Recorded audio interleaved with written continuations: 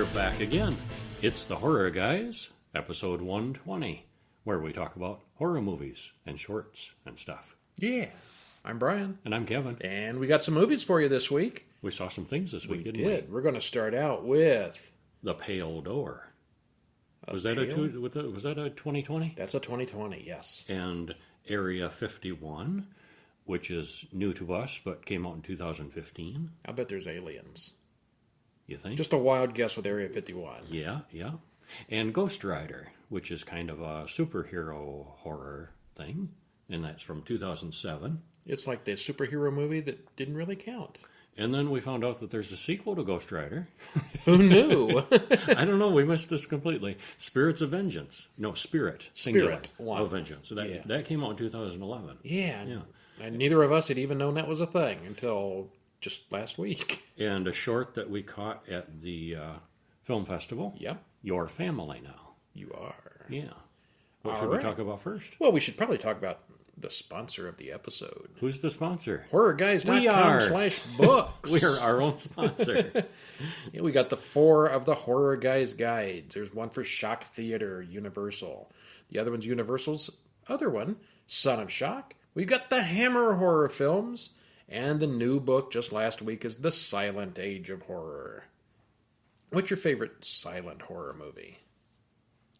Sprung that on you out of the blue, didn't I? You did. Sprung that on you out of the black and white. You did. I'd probably go with, well, is Metropolis really horror? That's it's science in the book. Fiction-y. Okay, it's in the book. It's got its scary points. Yeah, I would go with Metropolis. All right. Yeah, of all the silent stuff that I've seen so far. It's a good one. That'd probably be number 1. It's one of the longer ones, too. Nosferatu would probably be I think probably 2. Nosferatu would be my number 1. Yeah, there's a reason that these 2 are household names. Yeah. Practically. Not everybody's seen them, but everybody's heard of them. Mm-hmm. Yeah, and then, of course, we've got our plain old creepy fiction, Tales to Make You Shiver, Volume 1, and Tales to Make You Shiver, Volume 2. And if you're into the play and the theater side of things, we need to hear about you putting on one of these plays. Pick up A Sextet of Strange Stagings, 6 Surprising Scripts by Kevin L. Knights. That's right. Put on the play and send us a recording. We'd love to see it. You can even do it royalty free. Oh, okay. That's a stipulation I put in the book that there's no royalties. Just buy a copy for every actor that's involved or every person involved. A lot of times with community theater stuff, they'll buy a script and Xerox 80 copies for everybody. And, that's all that I ask is buy a copy for everybody, but there's no royalties. Sounds cool. Yeah, so use it for classes or fun or community theater or whatever you want. Yeah. Make a movie for YouTube. There you go. You could. There you go. If you're an indie horror producer, make one of these. And make one into it. Yeah. And we'll talk about it we could review the horror movie. And of course, if you are an indie producer, let us know what your shorts are. We'd love to review them on the show. Yeah. Well, why don't we just skip right into a short right now? Your Family Now from 2021. Family Now. Yeah, congratulations. Welcome. All right. Well, this one is directed by Ryan Mack, written by Logan Mack and Ryan Mack, stars Emma Orlov, Russell Shealy, and Gabriel Kahn. It's 20 minutes, so kind of a long short. That's like being a short tall, isn't it? A long short. A short long, yeah. Well, a couple go to visit the family home that he just inherited. It's a big old place. Nice, but pretty old looking. There's a picture of Eli's grandfather hanging on the wall, and after a bit of unpacking, they're all moved in. It's like it's trapped in time, she comments. And it's a cool house. Yeah, it is. He seems kind of unhappy to be there, but this was his idea. She talks him into explaining why he didn't return home more often. And he explains about the family curse. That's never something you want to bring up. Yeah. If you got a family curse, just don't tell anybody. By the way, there's this curse that kills off, members of the family randomly. Yeah. But, welcome. I'm glad you're my wife now. Well, there was a thing that would come for us, he explains. It always finds us. And he follows this up with, and your family now. And then we find out what that means. She's clearly upset by his story. She sees something while tuning his guitar, and that's going to leave a mark on somebody. That's not good. Suddenly, he starts feeling physically sick. She starts hearing noises in the dark, and soon it becomes obvious that there is something living in the house. Ooh. Well, it's a beautiful old house, and it doesn't look creepy at all. This just goes to show you that not every bad thing has to happen in an old haunted-looking house. The creature here is really well done. The final scene is neat, but there's not really a lot of explanation for the curse. The problem with family curses is that you can marry into them. Yes, you can. Yeah. This proves it. This is a documentary. True story, yes. And what do we want to do next? How about a Western? A Western? The Pale Door. This is not the Pale Door. Oh, yeah, that's Bonanza. This is not Bonanza. This was not Bonanza. It was not. The Pale Door. I don't remember ever seeing witches in Bonanza.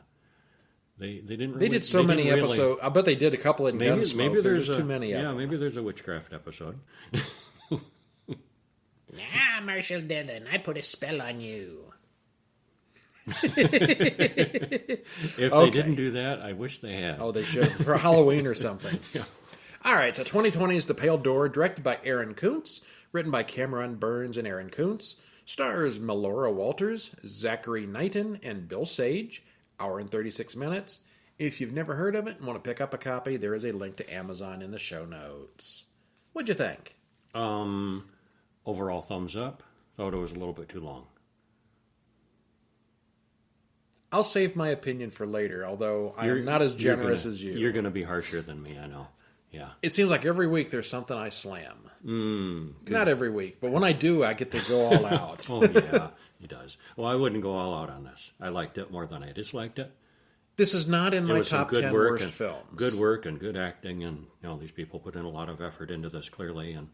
But yeah, I don't know. I would have snipped and clipped a bit. Here if I were making a list of my top 10 worst films, I wouldn't even remember this one. It's only an hour and 36 minutes. It seemed longer. It did. At points. It seemed very long. At some points, yeah. But overall, a thumbs up. Well, it was a dark and stormy night. You've seen this movie before, right? Two young brothers. And it really is, though. Yeah, okay. Two young brothers are awakened by their father, who is carrying a shotgun. And these two are brothers because they call each other older brother and younger little brother. And big brother, little brother, big brother. They say this like six times in the first minute. But it's an ongoing thing. It's they use it later to show the close bond that they have between them. But it's really hokey in the beginning. A little bit, yeah. But then you understand why they're doing it. It's a term of affection that they use all the time. Okay, well, Dad's carrying a shotgun. Someone is outside coming for them. The little brother runs away, but the men outside kill both parents and then burn down the house. Credits roll. Harsh. Time passes, and the boys are much older now. Duncan is a bandit, and Jake works at the saloon. There's a gunfight outside, and both men wind up dead. It's a tie. Are they both winners? I guess. Or both losers. Well, the gang needed one of those dead men, so Jake offers to step in tomorrow night for the big job. There's a lot of talk about Duncan not wanting Jake to get into that kind of a life, but there's no dissuading him. All right, I wanted better for you, little brother. Oh, big brother, I want to be a bank robber too. I want to be a bandit, just like you. So the next night, the gang robs a train. They kill a bunch of people, and they find a chest with someone inside knocking to get out. Inside, it's a young woman wearing a Hannibal Lecter-style mask, and her name is Pearl. That mask was never really explained, was it? No, it wasn't. Well, there's a last... I think that they knew what she was, and, were using that to restrain her and bind her. Okay. Well, there's a last-minute shootout. They knew how dangerous she was, I think. We don't at this point. We don't, yeah. And Duncan gets a belly shot. The gang heads to town to look for a doctor, and they ride all day. They stop outside of town in a deserted cabin. Against their better judgment, they all follow Pearl to the town, where the women of the brothel take Duncan inside to help him. Many of the men pair off with the women of the brothel, and we get a glimpse of someone or something crawling on the ceiling of the place. One of those out of the corner of your eye, blink and you'll miss it deals. Something's not right there. Well, there's a lot of talk, and when Jake mentions that he's never killed anyone, all the girls perk up, as if they now smell a murder virgin. It must be hard to come by out in the Wild West. Maria gives Jake a flashback to the day Pearl was born. The preacher, Cotton Mather, says her baby was a devil. He's a witch hunter, and Maria is said to be a witch. They burned her, yet she's now sitting across from Jake.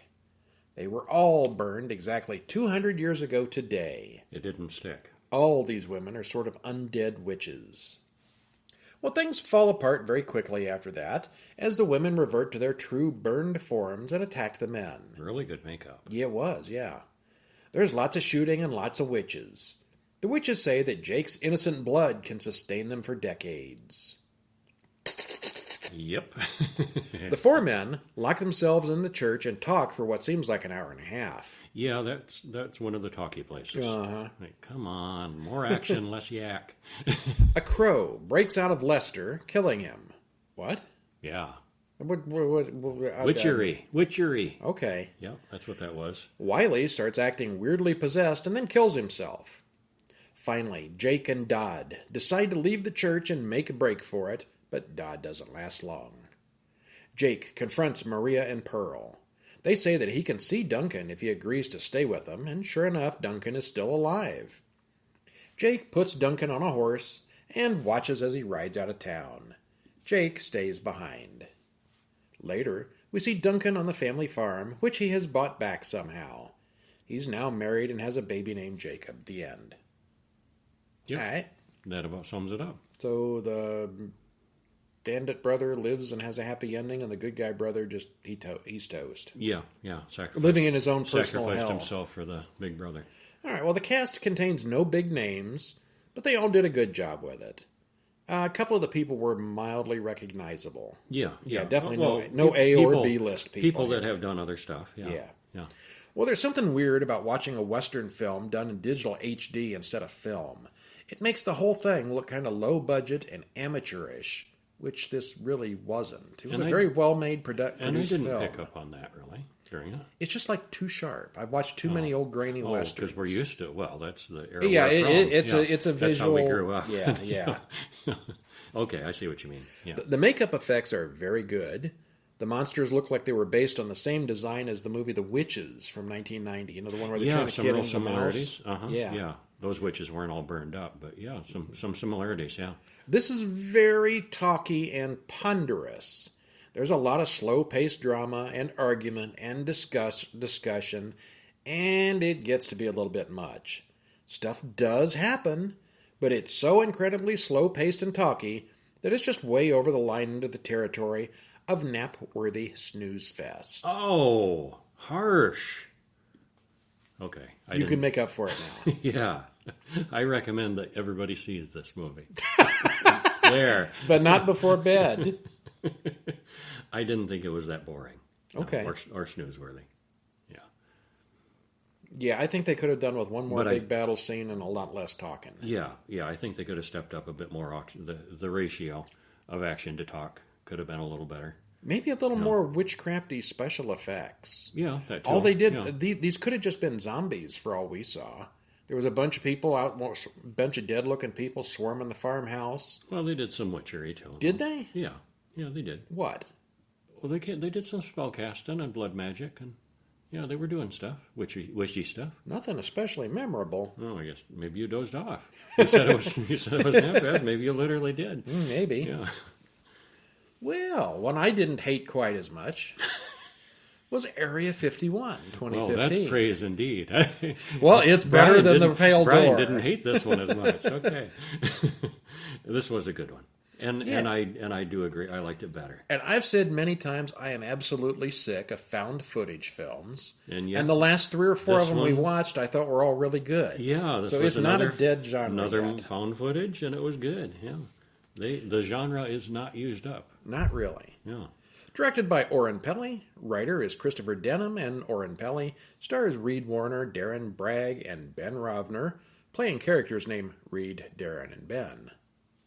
Who writes this stuff? Hour and 31 minutes, and again, there is an affiliate link for Amazon if you want to take a watch for this one. So what'd you think? I liked it. Thumbs up. I liked it too. Yeah, yeah. Overall, yeah. I mean, there are parts of it that make no sense. Oh, There right. are parts But, of it that well, are they're not positively explained. stupid. Yeah. But it was entertaining all the way through.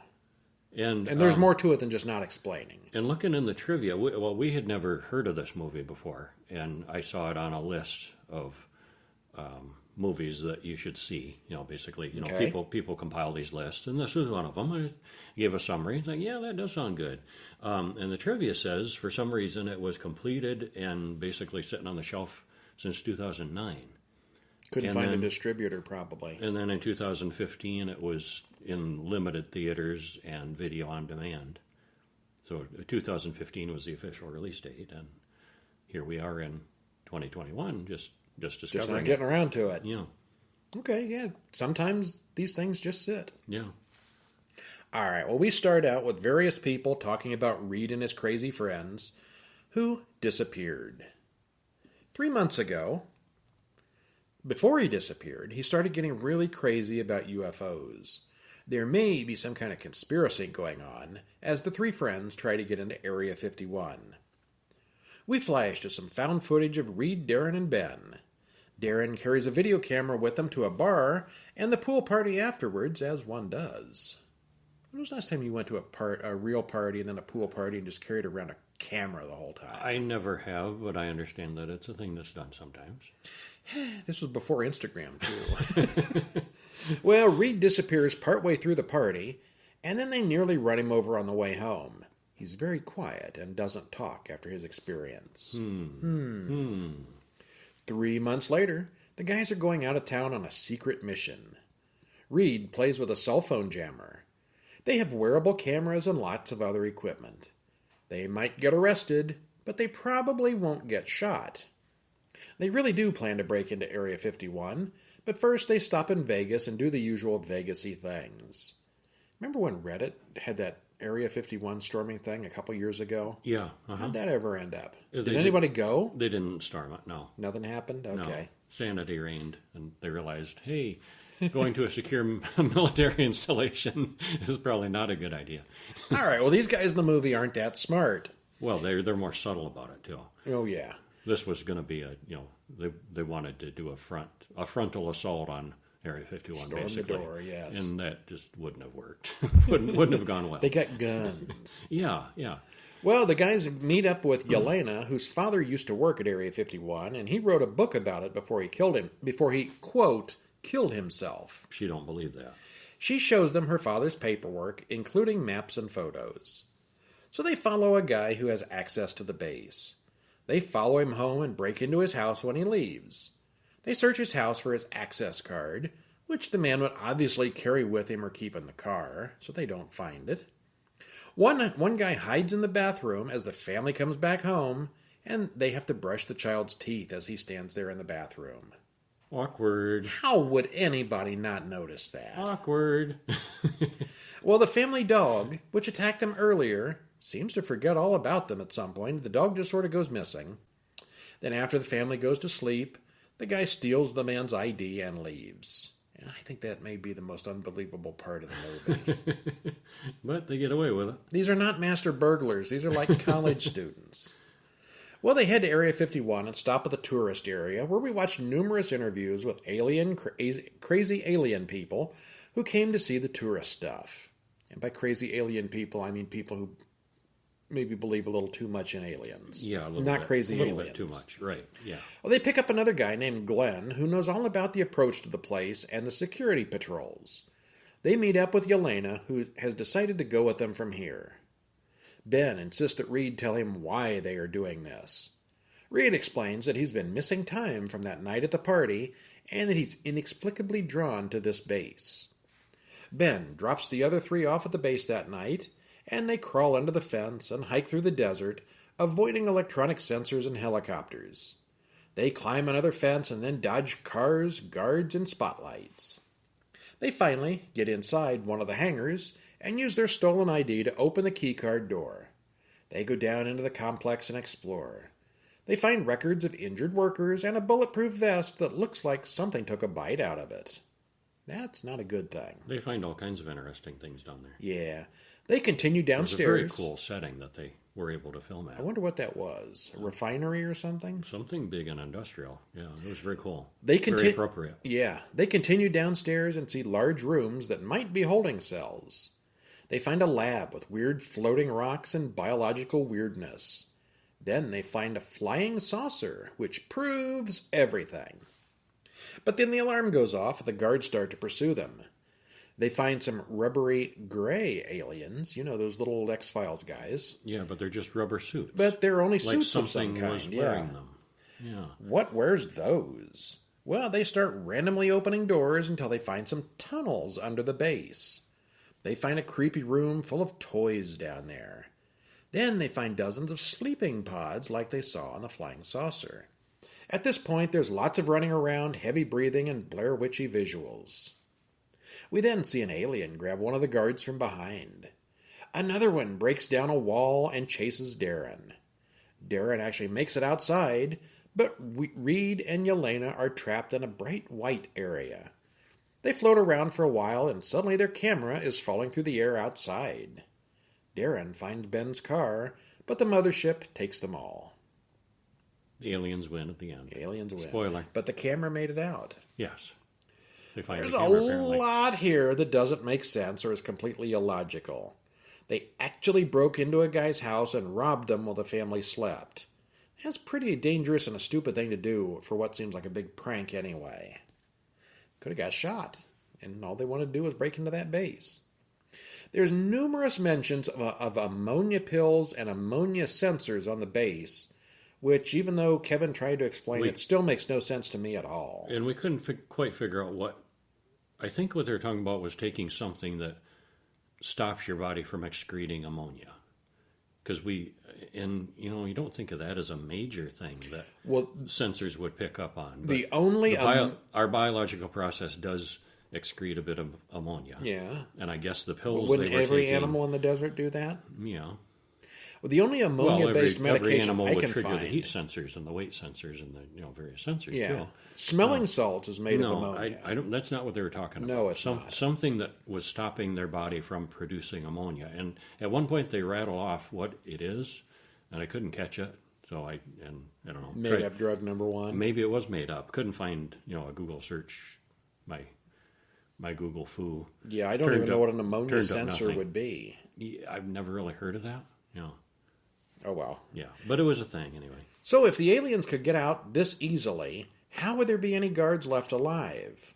The characters in the book didn't disrupt anything. They didn't open any doors. They didn't let the creatures out. These things just decided to go haywire and kill everyone in the base right when they were there. Just coincidentally. I think it's, the aliens were in charge, I think it was, Then why were the guards there working for them? They just ate their own guards. Yeah, maybe they were, What was that movie, Forgotten? Where her son gets abducted, and suddenly he never existed, and aliens are. Gary Sinise was her psychiatrist, and actually was, turned out was working with the aliens. And yeah, here I'm spoiling another movie. Yeah. I haven't seen this one, but it wasn't like he put it. She asked, "Well, why are you letting them do this?" And he's like, "We're not letting them do anything. All we can do is, try to control or limit the damage they do, and that basically they could wipe us out. Maybe it's a situation like that where they're trying to do the best they can to tame or control or aim them in the right direction or something along those lines. But really, we don't have a chance. Okay, and then they found those little gray aliens that turned out to be just suits. But all the aliens we saw were like 9 feet tall. Mm-hmm. Who wears the little alien suits? Maybe when people want to do fake aliens. I don't know. They never explained. We don't know. Yeah, we don't know. Yeah. It was just a thing that went nowhere. Mm-hmm. Now, if they found little globs like brains that were disembodied and they had to walk around in those suits, that'd be kind of cool. Yeah. Well, it's found footage, so there's lots and lots of low light and infrared imagery, but it's not excessive. The shaky cam toward the end in the tunnels is annoying, but again, it's still not excessive. This was all pretty low budget, but overall I did like it. The acting was fine. The locations and sets were excellent, and it was well paced. There were some impossibly unlikely coincidences and situations, but hey, it's Area 51. And that just contributed to the entertainment. Yeah. Yeah, it was good. It was good. Yeah, I'm right. Strong thumbs up on this one. I'll give it a thumbs up. 7 out of 10. Okay. I'm an 8 out of 10 on this. All right. So now we debated whether this was even a horror film or not coming up, but it is. It's got demons It's got demons. It's got the devil. It's got a yeah. flaming skeleton guy. It's got demons. Yeah, it's a horror movie. Yeah. Ghost Rider. It's a Marvel superhero. It is. But it's a horror movie. Yeah. You notice how in Avengers Endgame, with all those portals popped up and all the superheroes came out, Ghost Rider wasn't there? Mm-hmm. That's because he was over on the Sony universe with the X-Men, who also didn't show up. Oh, right. Yeah, they had some royalty issues there. That was a big deal when Spider-Man crossed over. Yes, yes, it was. Yeah. Temporarily, we'll let you borrow Spider-Man. I don't know what made... the X-Men are a big deal. Mm-hmm. But wonder what made Sony hold on so tight to Ghost Rider, of all things. I don't know. Maybe they got plans, or... He's definitely a they could C-list do a series hero. or something. Yeah. All right, well, 2007 Ghost Rider, directed by Mark Steven Johnson, written by him. Stars Nicolas Cage, Eva Mendes, and Sam Elliott. Runtime, 1 hour, 50 minutes. And we know you've seen it, but there's a link in the show notes to let you see it again. What'd you think? I loved it. Yeah, I liked it too. It was very good. Yeah. Underrated. I think a lot of the Marvel people didn't care for this. I give this one a strong 9 out of 10. It's got some definite silly points to it. Yes. It's very comic booky. Yes, it is. Yeah. Oh, yeah. Very comic. Yeah. Probably because Ghost Rider as a character, if you didn't make it funny and comic booky, nobody's going to take it seriously. Yeah, you got to throw some of that in. Ghost Rider is not normally a super scary character. Well, I guess he is in the comics. Yeah, he can be. But on a movie, I think it would not go so well without a little humor. Yeah, a little, yeah. All right, so Sam Elliott, voiceover. There's a legend about a Ghost Rider. Every generation has one. A damned soul cursed to ride the earth and collect on the devil's deals. At one point, one of the Ghost Riders had a contract too big to hand over, so he ran from the devil. Credits roll. Then we open up on a carnival that features a motorcycle stunt show. Johnny Blaze and his father are the stars.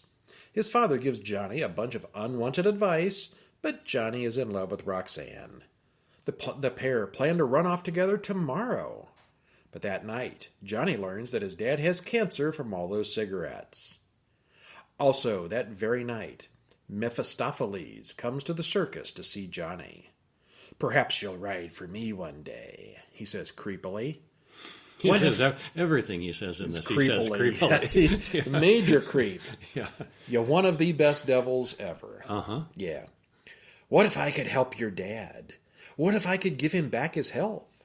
Would you be willing to make a deal? Well, you know how it goes from there. By tomorrow, your dad will have perfect health, and you'll have your whole life ahead of you.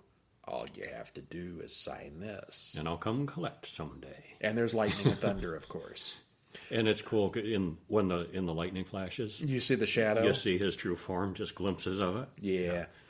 A number of the various demonic characters, they kind of flash off to a kind of a skeletal, demon-y look on their faces from time to time. Yeah, just glimpses. But this guy, his shadow, you see this bent-over, nasty old thing. Mm-hmm. Well, the next morning, Dad gets the report that his x-rays are perfect, and he feels healthy as a horse. But the devil plays dirty. Johnny's dad crashes and burns that very morning. But he was healthy when it happened. Yes, he was. Yeah. Johnny gives up on Roxanne and leaves her standing in the rain. So she's standing there out in the rain, smiling at him, and he nope, drives away. Yeah. Talk about your bad letdown. Yeah, sad. Years passed, and now Johnny looks like Nicolas Cage. Yes, he does. He went downhill fast. Yeah. Well, he's still doing stunt riding, only for a much bigger crowd. He's a megastar. Meanwhile, there's something scary roaming out in the desert, killing patrons of a biker bar. His name is Blackheart. He wants the missing contract from the pre-credit sequence. He conjures up some demonic assistants. The devil doesn't like Blackheart, and he can't do anything to him, but his rider can. Go ahead, send the rider. I'll bury him, Father, says Blackheart. Father. Father, yes. So Blackheart's okay. one of the devil's children. Well, Mac warns Johnny that the next jump is just too big. What have you got to prove? He asks. Roxanne is at this show, and he hasn't seen her in years, but all she wants is an interview. Johnny's plan is to jump over 6 spinning helicopters. It's all very tense, but he makes it just fine. Roxy agrees to meet Johnny for dinner later. Johnny notices that his hands are getting hot. Steaming hot. He goes outside to find that the devil has come to claim his due. Uh-oh. He wants Johnny to hunt Blackheart, and if he succeeds, he can have his soul back. Johnny then rides so fast the city burns behind him. Yeah, talk about some collateral damage in that ride. Yeah. Oops. Yeah. Well, his hands and feet burst into flame, and before long he's just a flaming skeleton in leathers. Blackheart is looking for a cemetery that has been moved. But first he has to fight Ghost Rider. Ghost Rider uses his flaming chain to kill one of Blackheart's associates, but then the sun comes up and he reverts back to his human self. He wakes up at the cemetery, and the old caretaker insists that last night did happen and will happen again. And who is that caretaker? Sam Elliott. Sam Elliott. Who plays the same character in every movie. I think he just learns his lines and shows up. Yeah. Here I am again. It's me again with I different want this lines. guy who's a lot like Sam Elliott. Who can we cast? Well, how about Sam Elliott? Well, the caretaker calls him Ghost Rider.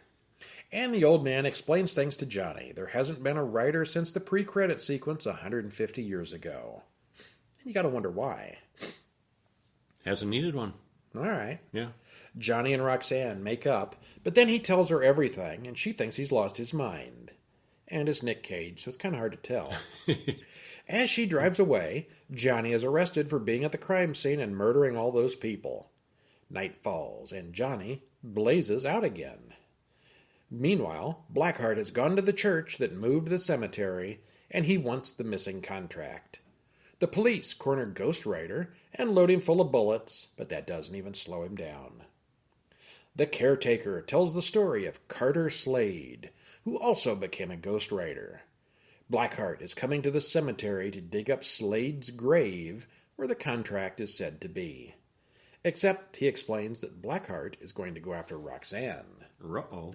But Blackheart goes after the caretaker first, then he goes for Roxanne.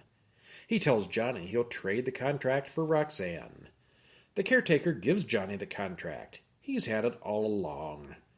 The caretaker whistles for his horse. Hey, he's Carter Slade, the old Ghost Rider. The old Ghost Rider, who's like 200 years old now. Well, Ghost Rider, yeah, and then they both ride across the desert, and you got this scene where the Ghost Riders in the Sky song plays, and it's very cool.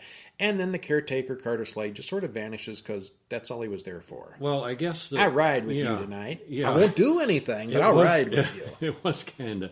Well, he had enough juice left for one last ride, is what he said. He could have stayed at the cemetery and watched TV for probably a couple more years. Yeah, but then he's like, yeah, goodbye. Good luck fighting the demons. I hope you don't die. I'm gonna go right off now. So he named the new guy Ghost Rider, and he handed over the contract when it was time. Other than that, Sam Elliott. Well, okay, so Ghost Rider and Blackheart fight until the sun rises. Blackheart gets the contract and summons all the evil of the old town, which he absorbs, and it supercharges him. But Johnny it realizes... also makes him vulnerable. Yeah. See, Ghost Rider has this ability to look into your soul and torment you with what's inside, whatever your guilt is. Yeah, so but bad Blackheart guys doesn't have a soul, so it won't work. Right, yeah, his power doesn't work on him. Yeah, bad guys basically self-destruct if you're evil or done, bad things. Yeah. Well, he doesn't have a soul, so he couldn't kill him or couldn't get him until now, Until because now. he's packed full of souls. Blackheart is full of souls. And they just sort of all explode. And Ghost Rider can work with that. Yeah. He uses his soul-tormenting powers to kill Blackheart and the Legion within him. Then the devil reappears and offers to take back the Ghost Rider power. No, I'm going to own this curse. I'm going to use it against you, says Johnny Blaze. Curses. Devil is foiled again and vanishes. Yep. Well, Nicolas Cage is a weird guy. We all know that. But he plays Johnny as weird too. Almost unnaturally weird. He loves to eat jelly beans out of a martini glass. He plays the Carpenters regularly. I mean, that's just crazy. He's infatuated with monkey comedies, and he drinks coffee from the pot. Really? He's a quirky fellow. He's too quirk. Cage just overpowers the role with quirkiness, which is pretty hard to do in a comic book movie. And Kevin says that Peter Fonda does the best, one of the best portrayals of the devil he's seen, and I have to agree. And he's evil, but kind of fun, but still mega creepy. something is pointed out in the trivia that I had thought of, but he's Mephistopheles. Yeah, he's not the devil. Which He's not he Satan. he might not be the devil. He might be, though. Yeah. You never know with these It's names. never completely clear, but yeah, Yeah. might be just one of the right-hand men. Well, he's a pretty creepy one. He is. Yeah. So the 2007 CGI effects don't really hold up that well.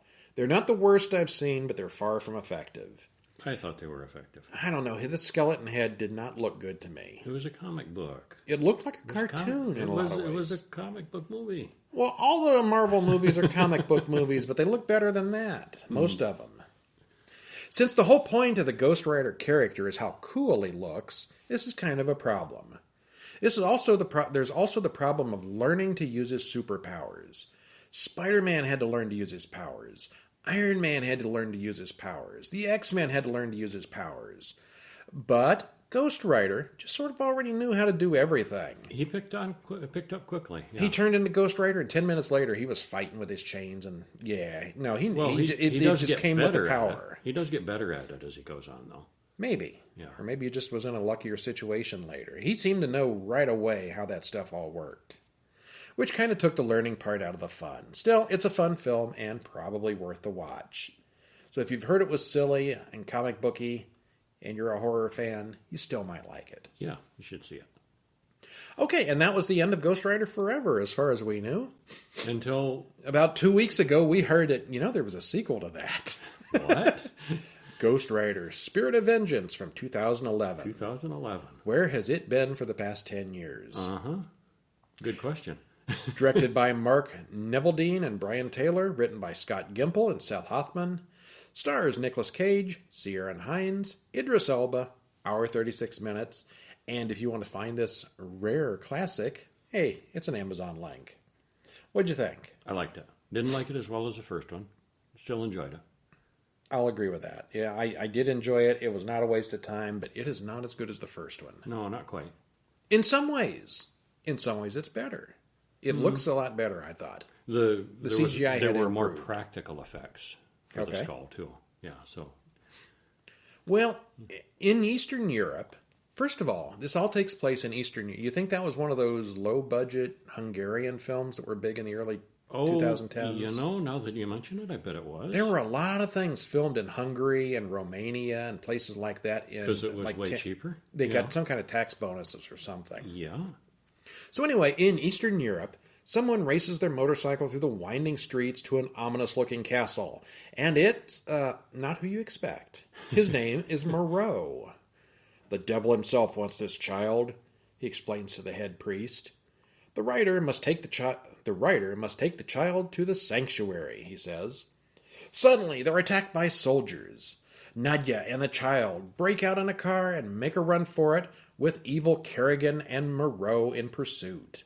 Credits roll, and we get a recap of the first film with a few minor changes. They changed the backstory a bit. A little bit. Just a little.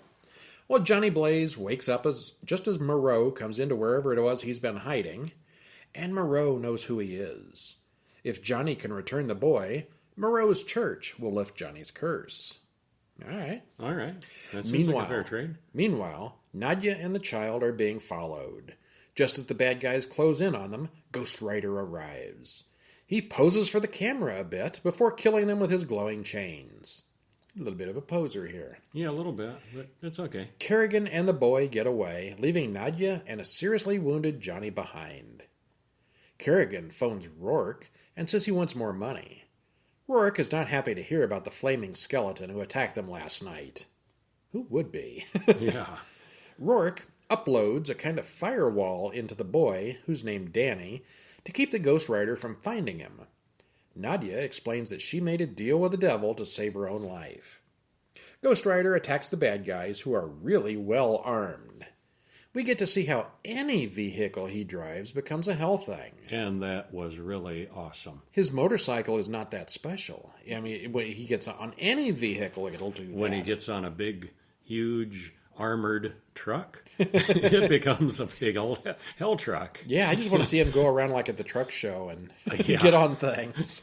Yeah, that was pretty awesome. Well, he wipes out most of the thugs, then goes after Nadia until Danny orders him to stop, and he does. What? Well, Rourke finds Kerrigan's body and changes him into something not quite human. He now has the power and, of course, the comic book name, DK. I want to be DK. Okay. All right. Johnny, Danny, Moreau, and Nadia arrive at the holy place, and the monks try to remove Johnny's curse. Moreau explains about a spirit of justice who is driven insane. He became the spirit of vengeance. That's what lives inside Johnny, and Johnny goes into a room where the writer is drawn out. It worked. Johnny is free. Yay! Of course, that's Except that's there's a the problem. point where Methodius, the head priest, turns against them, planning to kill Danny. And this is is it Lambert or Lambert? Lambert. Lambert, yes. Who hasn't worked in film in like 10 years, came out of retirement to do this, and they got all this, oh my gosh, it's him. He's the Highlander himself. And he was in it for like 2 minutes. And a lot of his part was fully covered in a head makeup. Yeah, you couldn't hardly the head see tattoos. him. Yeah. Well, anyway, the monks take Danny outside and plan to behead him. But suddenly, DK attacks and kills all the monks. Huh. Methodius there, he got 3 lines of my review. Moreau explains that this is all prophecy. Rourke, who is really the devil, is going to completely replace and become Danny, not just possess him. He needs a perfect vessel, and Danny is it. This goes right back to like Supernatural Season 5, don't it? Well, it was neat, too, how he kept getting more and more melty looking. The makeup was really Yes. good. Makeup was really good on Rourke. Yeah. And he explains what trying to put a fire hose through a garden hose, and, it can't take the pressure. Yeah, his body was gradually melting away. He looked perfectly normal in the first powers. shot. And then he got but meltier. he'd use his power, and it would, damage the body. Yeah. So we needed the boy's body because it wouldn't, it could hold that much power. Danny and Rourke get up on a stage in an amphitheater for the ritual. You know you're in a comic book movie if you do your big finale ritual up on a stage. You betcha. Moreau and Johnny rush in, guns blazing, and start their rescue. I see what you did there. Yes, DK comes in and kills Moreau while Johnny fights Rourke. Before long, Johnny is surrounded by villains, but then Danny walks in. Danny calls Rourke father, and then he makes the same deal with Johnny, returning his power to him. So Danny is the devil's son, and he can grant this curse Danny too. has the devil power, yeah. The sun comes up, which now only makes Ghost Rider more powerful. Well, that's weird. He pursues Rourke and Danny on his motorcycle in broad daylight. I think it's because Danny is a good guy. A good devil, yes. Yeah. Okay. He's got the devil power, but he's not evil. Right. Yeah. Ghost Rider and DK fight on the hood of Nadia's car as she pursues Rourke down the highway. Not surprisingly, he beats them both. Johnny feels the angel within him and uses that power to heal Danny, who was also killed in the battle. I guess they all forgot about Moreau. Oh, he was gone. Yeah, he was. Yeah. Well, gone. Yeah. Yeah. Well, this had a much obviously lower budget and a lot less CGI, but the CGI that was there was noticeably improved over the original. The redesigned, slightly burnt skull looked a lot better than the cartoony one in the previous film. And you probably wouldn't even know it if you'd watched them 3 years apart, but we watched them at the same evening. Mm-hmm. It was much noticeable. obvious, yeah. Uh-huh. And Nicolas Cage went from funny, weird, which I didn't care for in the first movie too much, to funny, psychotic Nick Cage weird in this one. Yeah, you've seen Nick Cage in Mandy. You've seen Nick Cage in The Color Out of Space. And he goes full Nick Cage in both of those. He went full Nick Cage in this one, Yes, he too. did. And Do they hire Nick Cage because he can do psychotic quickly? I'm going to go crazy now. And he also had a really strong Southern accent in the first one that got completely forgotten here. It's been 3 years. He got over it. Yeah, he did. He does crazy well most of the time, but here he kind of just looked like his character was on drugs. And it really looked like that in the beginning. Idris Elba's French accent is really kind of hard to understand here, and it's probably unnecessary. They could have just left him be British. Yeah, a little bit. I mean, we've all seen him in lots of American shows where he speaks American, but, hearing him actually do British accent would be, unusual enough, I think. Most people over here know him from his American appearances, where he plays Americans. Yeah. Yeah, he is British. He talks British. He talks with a British accent naturally. He talks British, yeah. His French accent didn't do much for me. And I'd watch Ciarán Hinds read the phone book, but he's no Peter Fonda. He's much better at playing an evil businessman or scientist than the devil himself. Did you know in the Justice League movie he was the main bad guy? No, I didn't know that. He was the voice. No, I didn't know that. Yeah, he was Steppenwolf. Oh, okay. Cool. So it sounds like this is inferior to the first in every way. Not in every way. But it's not. Not in every way, no. It really is a very good comic book movie, feeling much more like a typical Ghost Rider story than the previous one. Yeah, this one seemed even more comic booky. Yeah. Once you get past the origin story, you can do good things. Mm-hmm. This is what really annoys me with the newest Spider-Man movies. He's like Spider-Boy. He's a high school kid. He doesn't know what he's doing. Perpetually. Without Tony Stark, Spider-Man is nothing now. Yeah, basically. Yeah. And yeah, I like it when Spider-Man is a little more adult and can do things. Yeah, they should just go on with the Spider-Man story. Quit rebooting it every few years. We know who he is. We know what he can do. Let's see it. Yeah. Like Batman in the more recent Batman movies. He's older. We don't need the origin again. We don't need that origin again. Yes. Yeah. So anyway, yes, I'm very superhero anti-origin. If they've had an origin movie, let it stand. Move on. Yeah. All right, and that is our show for this week. So we had some good ones. We had some crappers. We had some okay ones. All right. I'm not going to say any of them were crappers. Well, next week, though, we're going to have some good ones. What and we're going to have some crappers. What are we going to have? 1973's The Exorcist. Ooh. And what's better than one Exorcist movie? Another Exorcist movie. What's better than another Exorcist movie? Another one after that? How about 5? No. The Exorcist from 73. The Exorcist II from 77. The Exorcist III from 1992. And not one, but 2 prequel movies. 2005's Dominion. And Exorcist the Beginning from 2004. Now, see, I saw the first 3, all when they came out, and I knew a 4th one existed, and I didn't even know there was a 5th one. Well, apparently the 5th one is kind of a remake of the 4th one. Okay. We'll get into that more next week. We will, yeah. So, and it's been a while since I saw The Exorcist. I was like 8, so... Yeah. 8? It was 73. No wonder you grew up weird. Yeah, I have seen certainly 1 and 3. I don't remember seeing 2. And I remember reading the book 3 and liking it before I saw the 3rd movie and thinking this 3rd movie doesn't really seem to tie in with the first 2. Maybe I missed something. Seeing it again, I'll see. I'll watch for how it ties in more with the.